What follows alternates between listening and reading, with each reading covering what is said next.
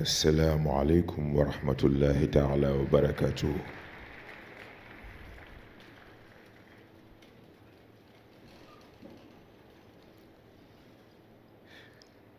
Quelle est la mesure de l'homme? Par quel standard ou calcul devrait-on mesurer la valeur de cette créature si complexe et pourtant si bornée? Serait-ce de par son apparence, sa stature ou sa forme peut-être? Sûrement pas, car ces variables ne sont guère plus que des mirages éphémères, loin de garantir la présence d'une quelconque substance utile. Serait-ce de par son nom, son appartenance? Est-ce que ci yax bu rëy lañ koy natte? Hors de question, car cela n'est guère plus qu'une question de chance, la loterie génétique, loin de garantir la présence de valeurs morales réelles. Serait-ce donc de par son statut social, sa renommée, et pourquoi pas sa fortune peut-être? Loin de là, car pour un lâche, se fabriquer une réputation et une fortune n'est qu'une question de quelques mensonges.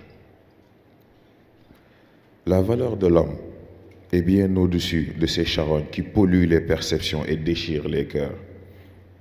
Elle dépasse les pacotilles et les vanités sans intérêt de nos sociétés moralement fragiles. C'est une question d'intention, forgée par l'intense flamme de la vérité absolue et tempérée par le souffle riche de la noblesse humaine. C'est donc bien plus que des titres, bien plus que des belles paroles, et bien plus que des multitudes d'autres futilités. C'est une révélation qui altère et reconstruit le fonctionnement profond de l'individu, afin de percer les apparences retardatrices et les revendications désertes des petits esprits. Entre fond et forme, entre apparence et substance, entre pouvoir et contre-pouvoir, de belles paroles peuvent aisément cacher un cœur noir. Un geste remarquable cache trop souvent une embuscade sournoise, et des marionnettes, peu importe leur nombre, ne sauraient tenir tête à l'héritier ultime des secrets divins. C'est un sens exalté de responsabilité qui rappelle à l'homme noble que chaque droit accordé coûte un devoir rempli et chaque écart apporte ses conséquences. C'est cette vérité si vaste que Seyd Cheikh nous résume en ces mots très courts. Vous avez le droit de gagner, laissez-nous le devoir de perdre. Cet esprit de grandeur si parfaitement résumé est la mesure même de l'homme. Que vaut être gagnant si les âmes et les esprits saints périssent au nom des folies du moment? Que vaut être gagnant si c'est au coût de la dignité et de l'honnêteté? Que vaut être gagnant si tout est exécuté à la déloyale?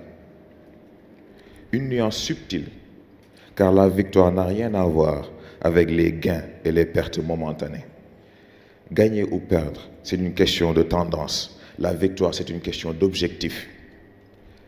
Pour le noble, la victoire réside dans l'épanouissement et l'évolution saine de ses frères et sœurs, de cause, d'esprit et de foi. La victoire est dans la sauvegarde farouche des valeurs utiles pour les graines de demain. Une victoire fertile au-dessus des gains futiles. Kon nag nahnu awlaadu tijaani ndax moo tax ñu xàmmee te xam fi ñu jëm. Wassalaamu aleykum wa rahmatullahi taala wa barakatuhu.